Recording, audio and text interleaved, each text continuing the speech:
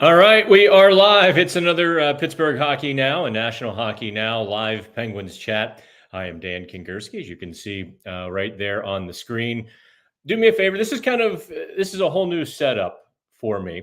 So if there's any quirks or problems, let me know in the comments. I'm going to have both YouTube and our little StreamYard thing set up. Hopefully I can find all this. Let me give me 1 second here to share everything with everybody. We're of course going to talk about Mike Sullivan's future. Despite what some trolls and the obstinate might say, I'm going to have maybe some comments that surprise you. And we'll of course start talking about impact trades. I think that's maybe the best way to put it. Impact trades and what Kyle Dubas can do this summer to once again try to affect the Penguins roster in a significant way. So let me share this here to the Twitter folks. Should yep, it looks like.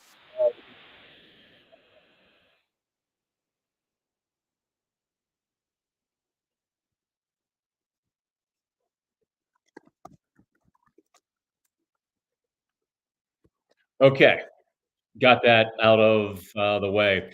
As everyone picks noon to start texting me, I swear to God, all of our contractors and our employees just like, when is Dan gonna be the busiest? Let's all text him at once.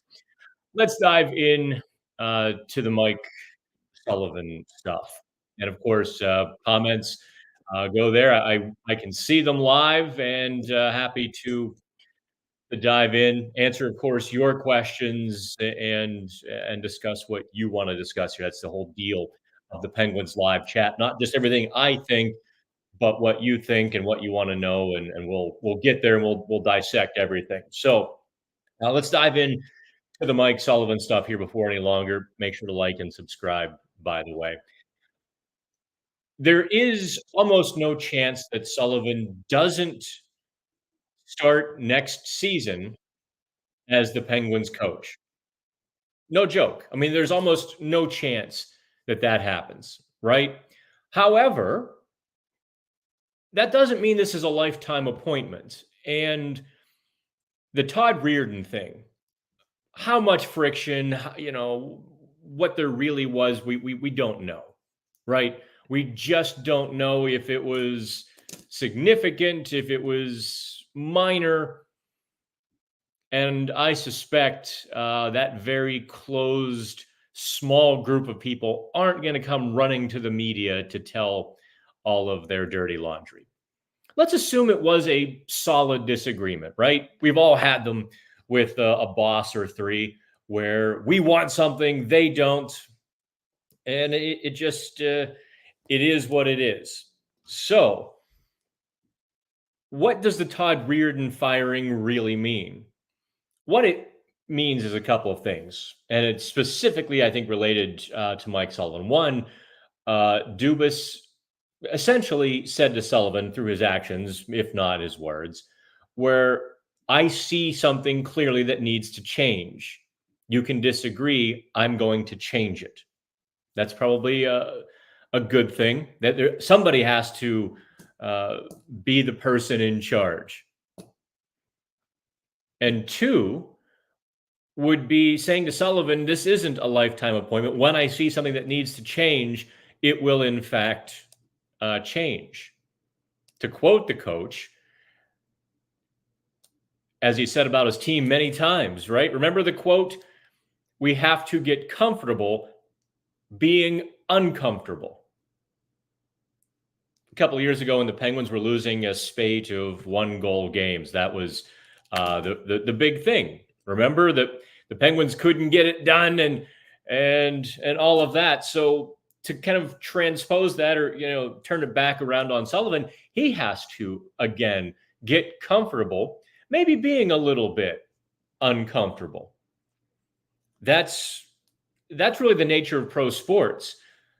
And if you look at pro sports across all sports, when people get comfortable, it takes away I'm I'm not going to say motivation. That's not quite right, but it does change people. It changes people's outlook. It changes how they make decisions, sometimes for the good, sometimes for the worse. It just changes everything, but it does give everybody a heightened sense of urgency that I think the Penguins absolutely lack. Because here is, for all of the nonsense that people toss at Mike Sullivan, hates young players, won't play young players. I don't even agree that his system is stale. I don't agree with that at all. I believe he made changes, and I believe that the team essentially bought in, but what the team lacked was that urgency. What Sullivan has to be called to account for, and I'm sure he already has, and this will be front and center next September when they start training camp into October and November for the season. What Sullivan needs to be called into account for is the number of absolute no-show losses, the flatlining, the nosediving, let's be honest, a lot of the heartless losses. If you take Sidney Patrick Crosby off of the Penguins last season, or let's say he even missed 20 or 30 games due to an injury, he played 55 games or something, the Penguins would have absolutely been a bottom 5 team. There's no question about that. Because so many nights, and I can think of the game in it was November in Montreal. The Penguins rallied from like a 3-1 deficit. They won 4-3 in overtime, one of the few overtime wins they had this season, or maybe they lost in overtime. Doesn't really matter at this point. No, I think they beat Montreal in overtime. It was all Crosby. That was the night that I may have had a little hand in this, that Sidney Crosby's Hart Trophy talk began to accelerate, or actually began. That was the spark of it.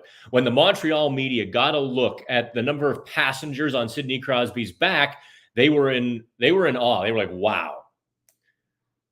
So I think Sullivan has to answer for all of that. Why did your team not show up to play so many nights? I'm not saying it's Sullivan's fault, but he has to answer for it. And he and Dubas, I think, if nothing else, this summer have to accomplish. They have to root out those causes. They have to address them. They have to fix every one that they can. And the ones that they can't fix in the immediate need to be given a bit more than a stern warning. There needs to be some feet in backsides for that kind of season. If the Penguins truly want to compete again, this is all part and parcel, right? This is where one domino falls into the other. We can talk about Mike Sullivan in the vacuum, but it goes to other things and other places.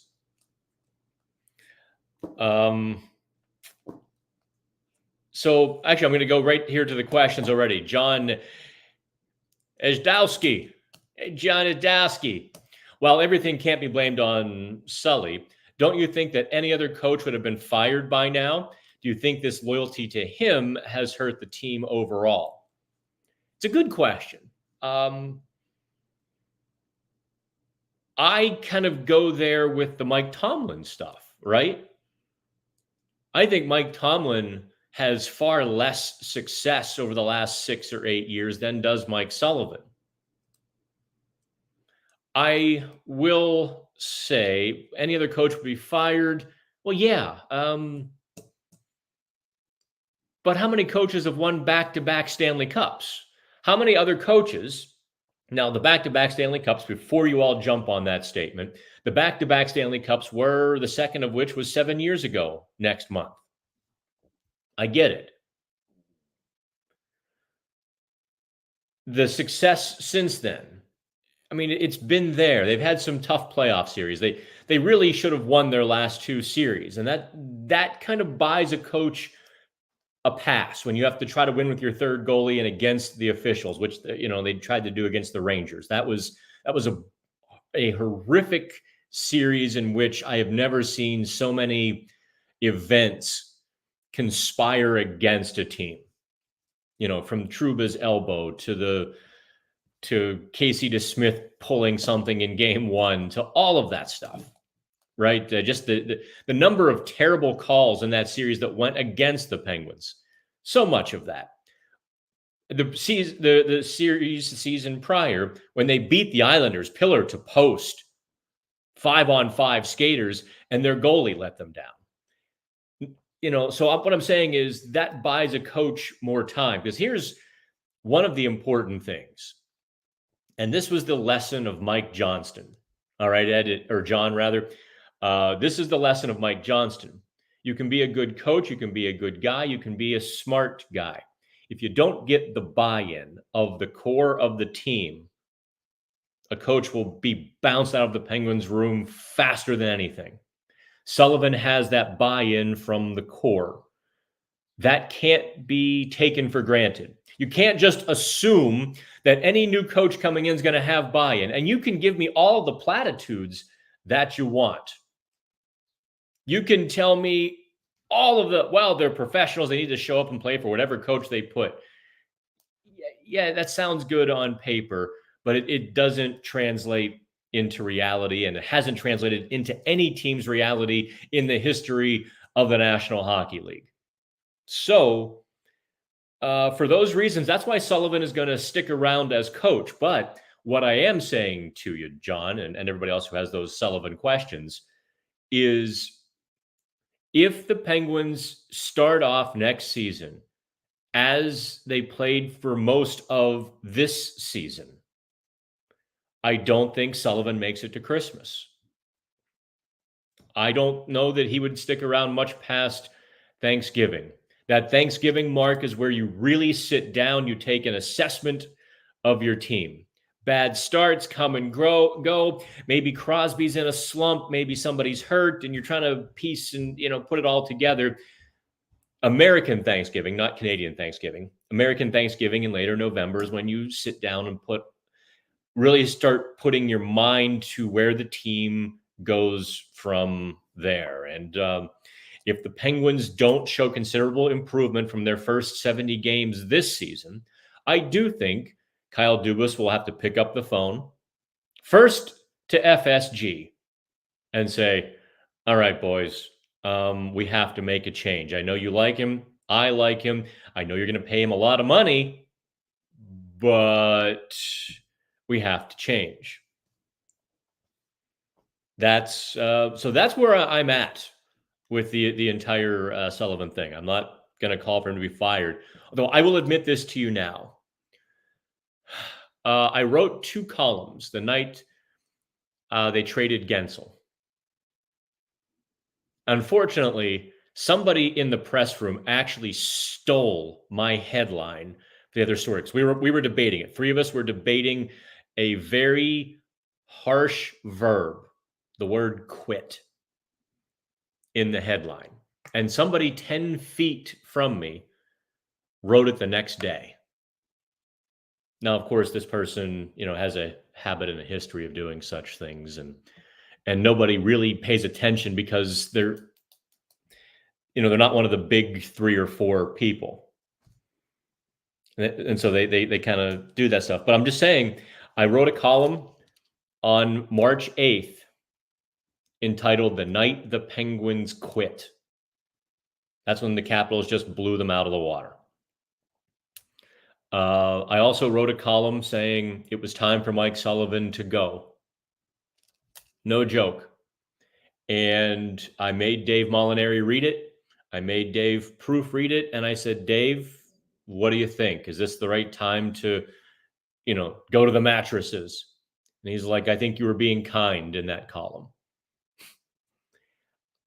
I lacked the conviction to publish it, and I'm glad I did. I'm glad I did not publish it. I'm glad I kept my powder dry for a little bit longer, because I think that stretch run was in part for Mike Sullivan, if that makes any sense. It was all of them coming together: Sullivan, Crosby, Malkin, Letang, Carlson included. Maybe rallying around Alex Nedeljkovic a little bit. It was that core group of which Sullivan is in a different way, but also a part of coming together for that big run. It doesn't happen any other way. And I'm glad I didn't write that. Every now and then I have some patience, right?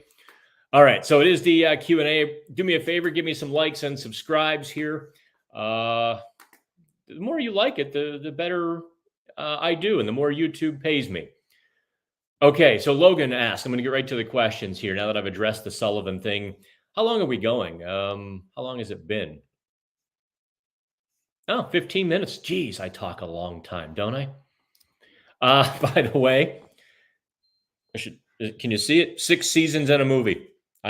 This coming season actually will be my 5th as a beat writer. That's kind of crazy to me. Anywho, Logan says, do you think Dubas will wait until playoffs end before shopping for a new assistant coach for the defense and the power play? I think that's probably, well, I'm sure he's shopping at least as much as he can. He's not, obviously there are restrictions, there are rules. He's not going to call other teams and ask permission during a playoff series. That would be a major faux pas. That would just be party foul. So I'm sure he's compiling a short list. I did, in fact, let me double check here. I think this guy, let me see if I think you're going to see this guy in the Penguins organization. Let me see how can I share the,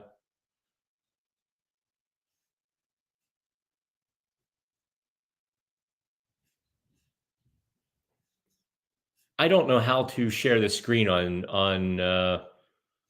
StreamYard. I'll figure that out another time. Banners brand. Yep, sorry. I think John Gruden, the coach of the Toronto Marlies, will in fact be either A, the Penguins Wilkes-Barre Scranton, I guess they say, Wilkes-Barre Scranton Penguins coach, or he will be the Penguins assistant. Given the fact that he's already the Toronto Marlies head coach, I think they'd have to promote him to the NHL bench to get him out of Toronto. That would be my first choice, quite frankly. From everything I've heard about the guy, I mean, obviously I haven't had any personal dealings with him. I think that would be the right choice for Dubas. And it also, if you want to put a little pressure on Mike Sullivan with this hiring, John Gruden would be the guy. Now, if he's a power play specialist or can really dive in, I don't know. That comes in the job interview. Otherwise, perhaps you stash him in Wilkes-Barre with the obvious implication to everybody involved. Of course, John Gruden would have to agree. The other guy I think would be a good choice, I think I've talked about this before, would be DJ Smith, the former coach of the Ottawa Senators. The funny thing is, it's tough to know who's really good with the power plays and who's not. It's some guy might not even be, some woman might not even be running a power play right now, but it's got a playbook sitting there just waiting to revolutionize the entire game. If you can find that person, fantastic. All right, so that's my answer to that one, Logan. What's this? Nukalafa? Nukalafa? I'll get there. I don't get why the defense coach was on the power play. Well, they're two very different jobs. It's certainly possible to do one. Let's see here. Nukalafa also thinks an older group gets tired and not give it all every night in, night out. Crosby did. Malkin did not. Letang at times. Erik Karlsson for sure. That's an interesting thing. It goes to what I've tried to tell you guys last season, that the Penguins weren't too old on their birth certificate. They were too old in spirit. They were old in spirit, and stale wasn't the right word. They knew if they didn't play well Wednesday night against Columbus, the sun would rise on Thursday morning. The younger teams don't necessarily have that perspective. And I think in this case, it hurt the Penguins. I think that contributed to their, or was entirely their lack of urgency. By the way, guys, how is the sound? I made some changes to the little studio setup here. I can't hear it. You'll have to tell me what the sound is like. Let's see here. Mother pluck. I doubt Gensel resigns. He sold his home here in Pittsburgh, kind of sends a message. Oh, I didn't know that. Man, you Pittsburghers, man, you guys are all over like the little ins and outs. All the neighborhood, the neighbors start chattering and everybody knows what's going on. Last summer, in fact, a reader tipped me off that Jeff Carter had sold his house. I'm like, oh. So I called up the Penguins, some people who would at least tell me to fly a kite. And I said, hey, readers are discussing Jeff Carter selling his house. A, you guys should know about it, but B, should I know something?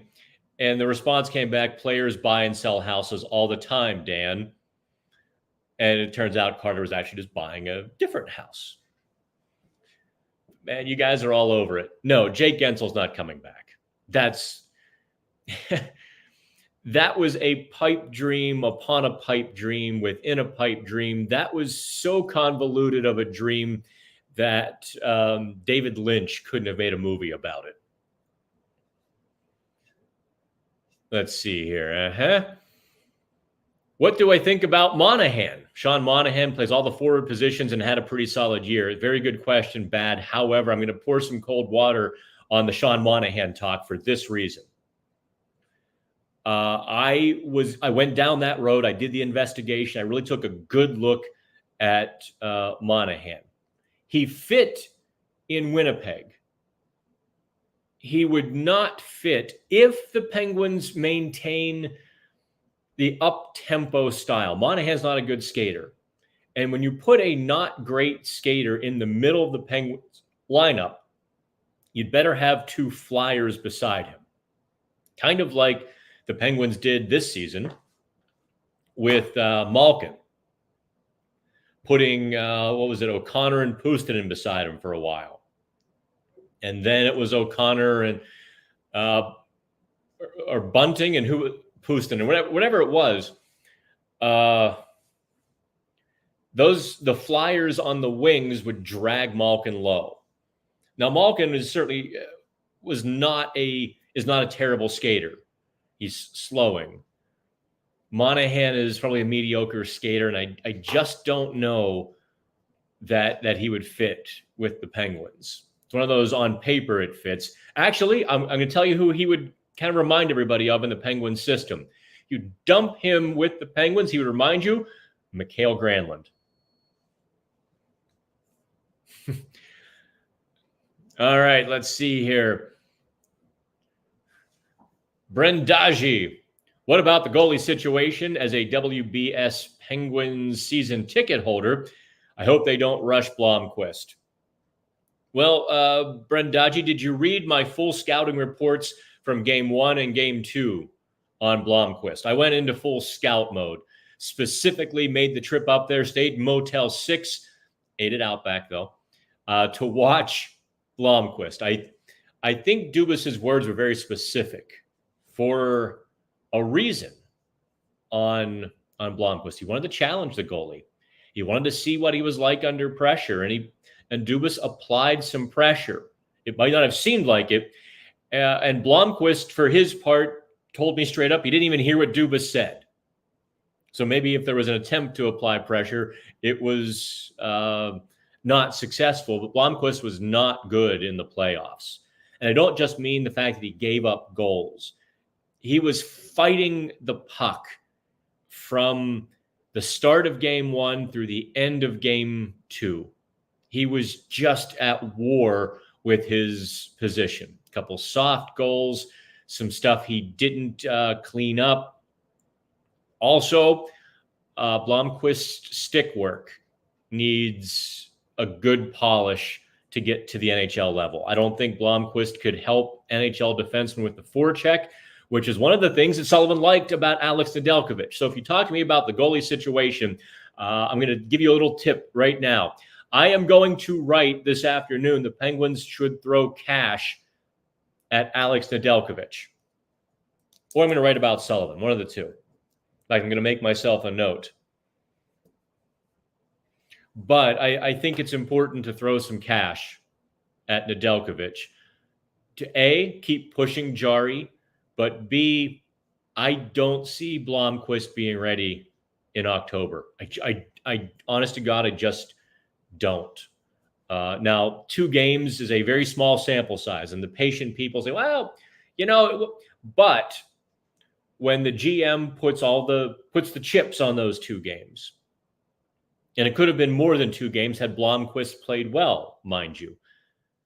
When the GM puts that many chips on those 2 games and things went as poorly as they did, and I'll be honest, I saw some flaws. So that's why I would make a point to bring back Nedeljkovic. Buy time. Buy time. You're right. Don't rush him. Steve Nash, buttressing my point about a mediocre skating center. Kessel and Hagelin alongside Bonino. Bonino wasn't a bad skating center, though. I mean, he didn't get the credit, but he was swift enough. He might not have had any offensive skills, but he could skate pretty well. Let's see here. Ryan asked, any news on trade rumors? Well, one, if it's a trade rumor, it's not news. So the old journalist would crack you for that one. But B, as I will tell everybody all the time, that's the first question I always get. Ooh, hey, any trade rumors? If I had them, I'd print them. So that's where we're at with that. No, everything is really quiet right now. There's not a whole lot of smoke anywhere to be had. Even Elliot Friedman, Darren Dreger, Pierre LeBrun, you notice they're not breaking anything. Everybody is still in evaluation mode. Everybody is still deep in the war room, figuring out their own free agency, how much money they want to have for free agency, identifying targets. You're not going to see real trade talk for a couple more weeks, if not a few more weeks. If Knobloch, the Oilers coach, I thought Chuck Knobloch. If Knobloch brings in his own guys at the end of the season, it might be nice to see the Penguins at least talk to, Glenn Gallatin. He's the coach behind that power play, was a good coach in Calgary. I think experience would be a very helpful thing with the Penguins going forward, especially, if the guy can run a power play. That's what it comes down to. Let's see here. Kent also says Penguins need to trade Jarry to LA or New Jersey or whoever will take him, and then trade for Ullmark if they can convince him to waive his no movement clause. It sounds great, Kent. If it were just that easy, I promise you Dubas would have done it already. I guarantee Dubas. There, let me center myself. I guarantee Dubas would have done that if that were all that needed to be done. Let's see here. Yep, fast enough. How long before Malkin has to move to wing? Well, I'm already on record. I wrote that right after the season. I would make that happen this summer. There are a couple of centers on the block that I think would pass muster with the Penguins. Either A, to play wing for a while until Malkin is truly ready for it, or B, to be inserted as the second line center right away. Matt Duchene. Oh, I'm loving watching what he's doing with Dallas. He is so much better with Dallas than he was in Nashville. I don't know what it is. He's moving better. He's moving to the puck with confidence and assertiveness, and he's playing. He's a playmaker. Dallas was telling me he could shoot a little more. Well, if you put Malkin on his wing, that won't be a problem. I've kind of fallen in love with that idea, quite frankly, because Duchesne is going to be older. You're not committing 6 or 7 years on a contract and hoping. You're committing 3 years, which would dovetail perfectly with the sunset of the Penguins core. I think that has to factor into things as well. That's why Jake, circling back to Jake Gensel, that's why Jake Gensel isn't a Penguin today, signed to a long-term deal, because you're looking at the core, you're looking at 3 more years. You're looking at Jake Gensel, you're looking at 6 to 8 more years. And there's no guarantee that you can trade Jake Gensel in 3 or 4 years. And Jake Gensel, take nothing away from him. Absolutely nothing. You don't build around Jake Gensel at 33, 34 years old. That's just not going to happen. So that's why Gensel was the sacrifice to the age gods.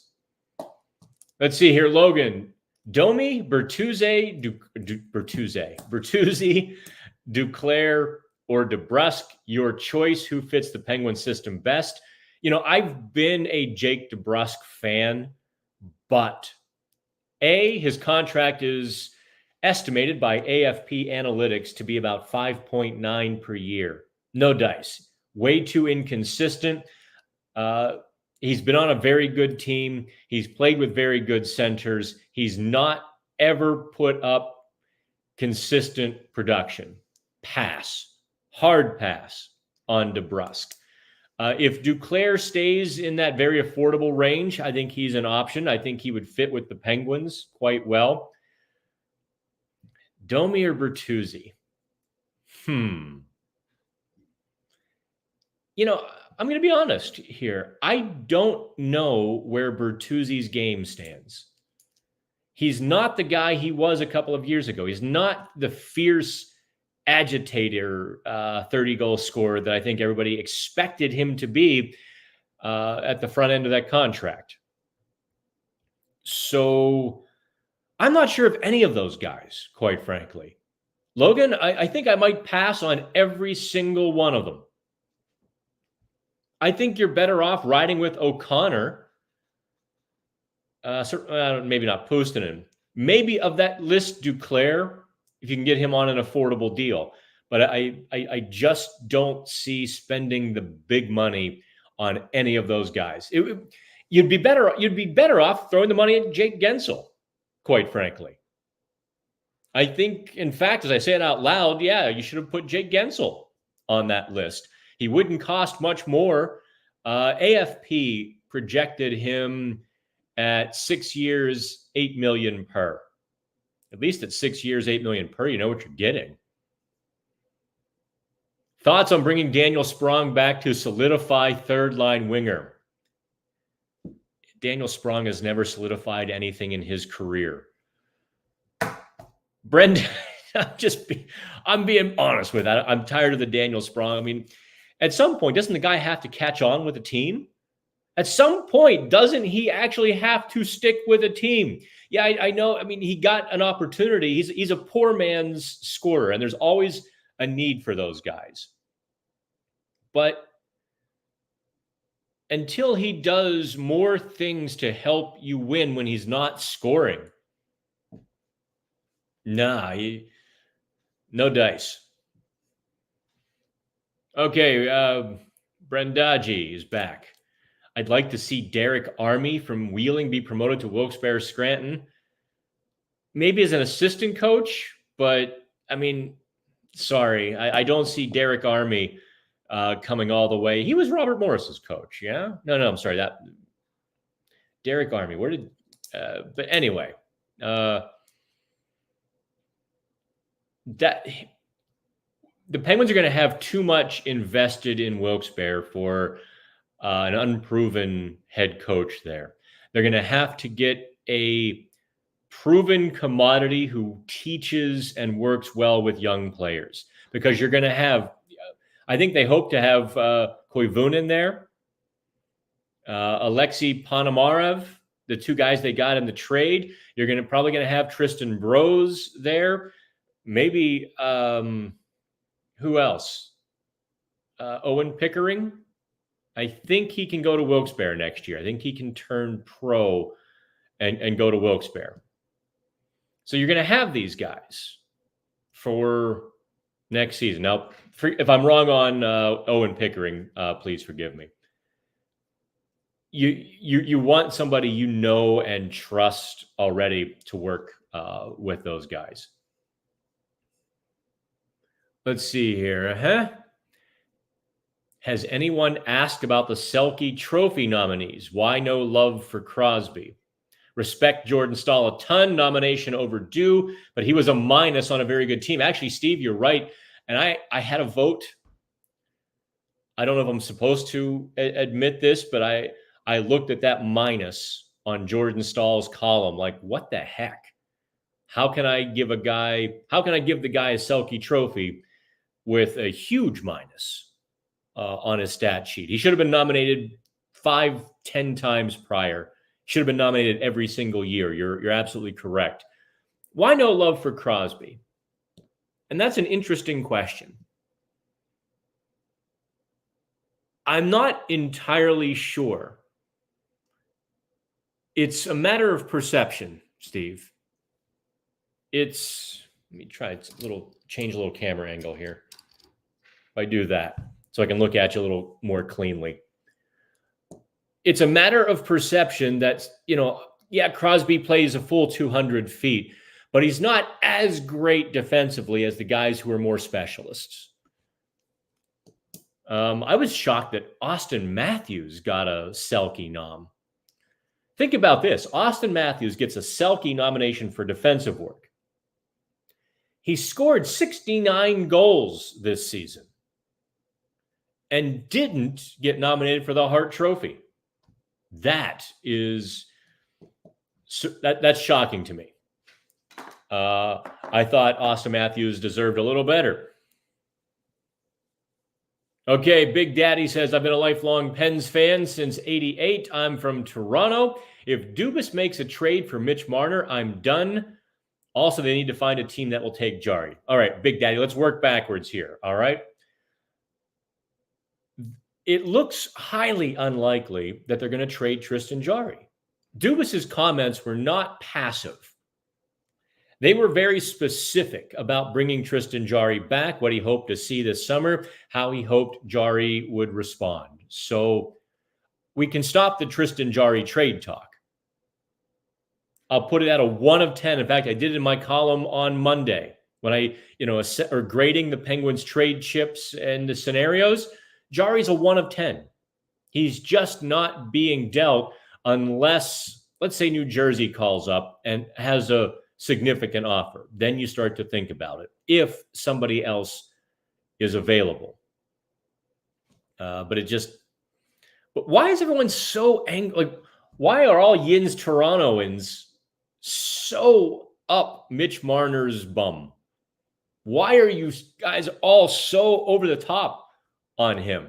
I mean, Jay Rosehill, former Johnstown Chief, he was actually one of my Johnstown Chiefs back in 06, 07, just let him have it on Twitter. I mean, F words, bombs, saying what a, kind of a garbage guy he is. I was like, wow. I get it.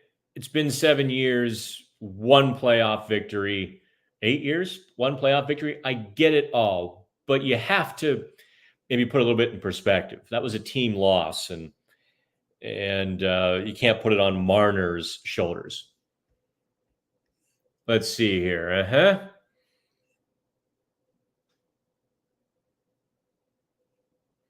Shea says she's read interviews saying Malkin wants to play center. Actually, you probably read my story when I asked Malkin about playing center one night with Lars Eller, and he kind of bristled. I've chalked that up to the language barrier. Okay. Don't necessarily transpose one for the other.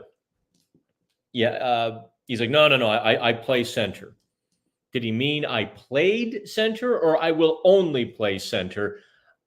I didn't know. I didn't go back to take a second bite at the apple because by the next time I had a chance to talk to Malkin, Sullivan hadn't put Lars Eller in the middle of that line since. What does WSP mean? I got no clue what that means, Penzi. Ned owns Jerry. Do you mean Jarry? You're killing me. Michael Hodgson. Hey, Michael. How are you? Recognize you from some of our past chats. How soon these fans give up on goalies? Jarry is a good goalie. For the Marner rumors, if Graves and Smith and Raquel is in that trade, you make it. Next, still need help to help out the bottom six. If Toronto calls up and says, all right, Kyle, listen, you want Marner, give us Riley Smith and Ryan Graves.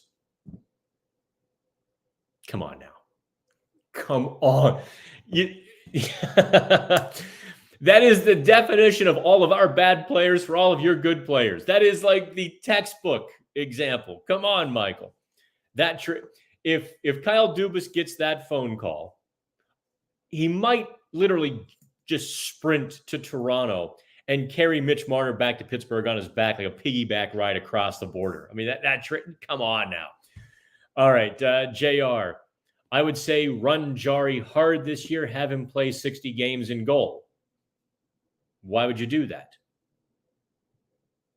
The guy has shown a difficult time staying healthy or fresh enough for 55 games. Why are you going to run him out there for 60? Listen, this isn't the NFL where you can just cut and waive guys and save 3/4 of their salary or 90% or no, these contracts are guaranteed. And Jarry has a handful of years left with the Penguins. What are you doing? 4 years left. Or is it? Yeah. Jarry has 4 years left. You're trying to run him into the ground in year 2. Easy, Slappy. Let's say here. Let's see here. Kent comes back. I think you were talking about Marner here, right? Lack of physical play, urgency, that stuff you need for the playoffs. There's a bit of that. They also said the same thing about Marian Hossa, remember. They said Hossa couldn't win in the playoffs. Well, he had a couple Stanley Cup rings. It does take a bit of figuring it out sometimes. It also takes a different situation sometimes. That non-existent back check on the OT winner against the Bruins. Man, Toronto, y'all know a lot about hockey, but you forget it conveniently sometimes. Even if Marner back-checked Pasta on that game-winning goal in Game 7, he would have peeled off in exchange for Morgan Rielly before the top of the circles. He would have peeled off and protected the backside, expecting Rielly to be in position. So literally none of that. I know there's a lot on Marner for that, but nothing would have changed if he took 3 more strides with Pasternak. Let's see here. Zachary, get some new comments in here. I don't get this talk about trading for Marner. It makes no sense. Well, I guess you're talking to the guy who started it last year. And I'm proud to wear that one. I love the fact that it's mushroomed into this. So I think it's an interesting conversation for this reason. I'm going to kind of go into big picture stuff here now. I promised some big trade talk, so let's do that. Just as Kyle Dubas did last summer when he acquired Erik Karlsson. He was taking a big swing for a big impact on the Penguins' big roster. It didn't work. More needs to be done. So if you're going to, you can nibble around the edges. But Dubas recognized he had to make fundamental changes to the Penguins. And believe me when I tell you, Erik Karlsson is a fundamental change inside and out for the Penguins. So if you can get a guy like, I'm going to say like Mitch Marner, not specifically Mitch Marner. If you can get Marner via trade that helps you out, if you can get a free agent like Duchesne, like Elias Lindholm, like Chandler Stevenson, you do it because a player like that will ease the transition from this era and period to the next. The Penguins have not shown a want to crater in order to rebuild. They could have done that 2 years ago. They could have done that 4 years ago. They could have done that last summer. They are trying to retool on the fly to regain competitiveness. That's just what you do when you have Sidney Crosby at the top of his game. Shea says, Mario is checked out about caring about this team. Well, he sold it, Shea. Listen, when I sell National Hockey Now, and I had the offer back in middle of March, it wasn't supposed to be an offer to sell, but it was supposed to be an offer to invest. And they said, well, we want the whole thing. If I had taken that deal, they actually wanted me to work for them and keep doing Pittsburgh Hockey Now and a lot of other stuff. But let's just say they wanted just to buy National Hockey Now. If I sell it, I'm gone. I check out from caring too because it's not yours anymore. Somebody else gets to make all the decisions. Somebody else sets the tone and the direction, and I'm not going to criticize Mario for that. Zach says, Jarry had his time here. Pens need to look to move him. They're not going to. Not just to you, Zach.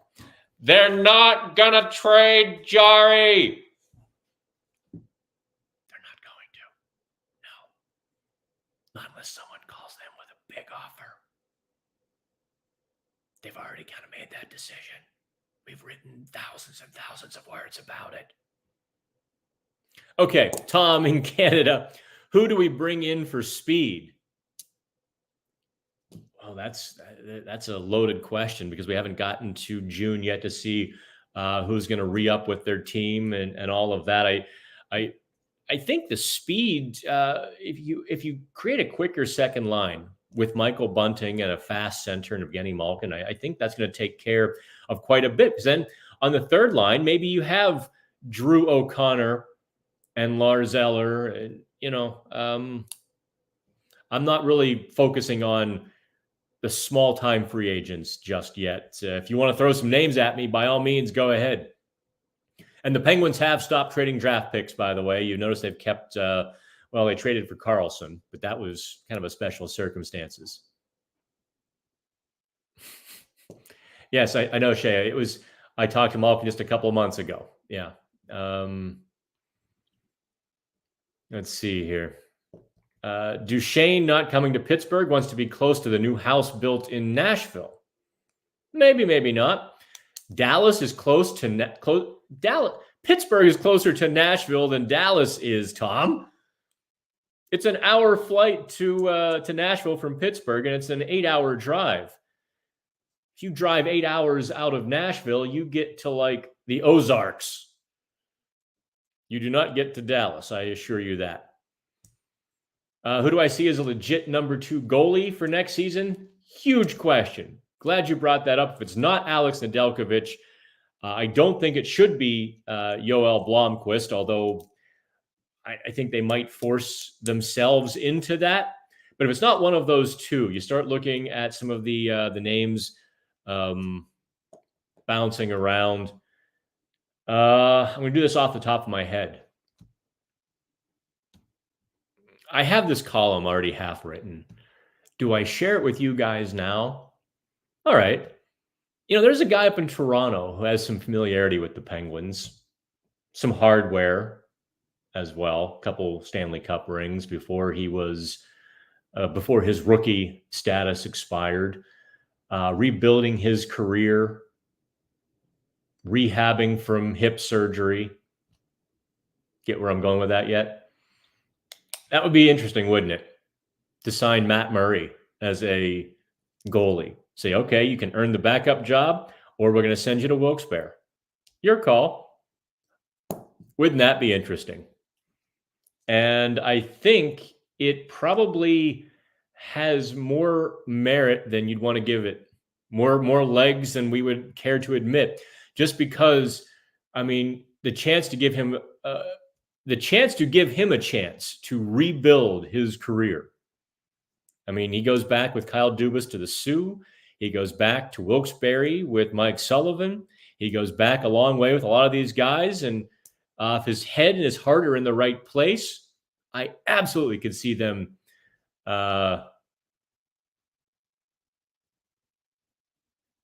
doing something like that. I'm seeing, oh God, no.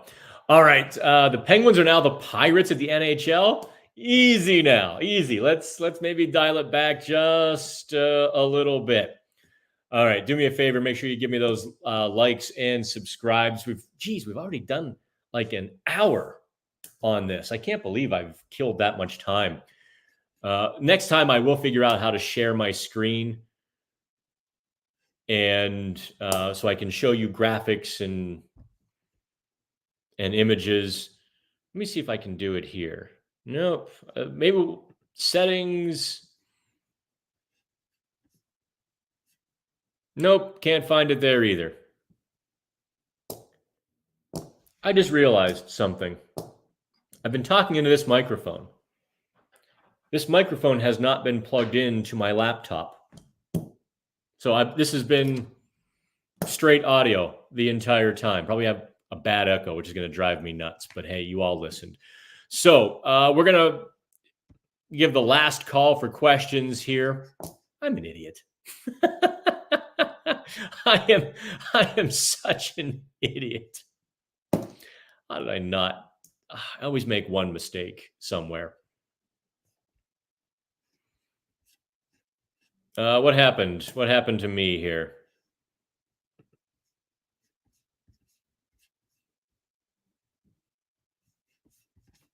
I can't see myself anymore. So that's probably where. Were you part of the Zegras trade talks? No, I am absolutely against acquiring Trevor Zegras. He still has some maturation to do at the NHL level, and I don't think the Penguins would at all be served by that.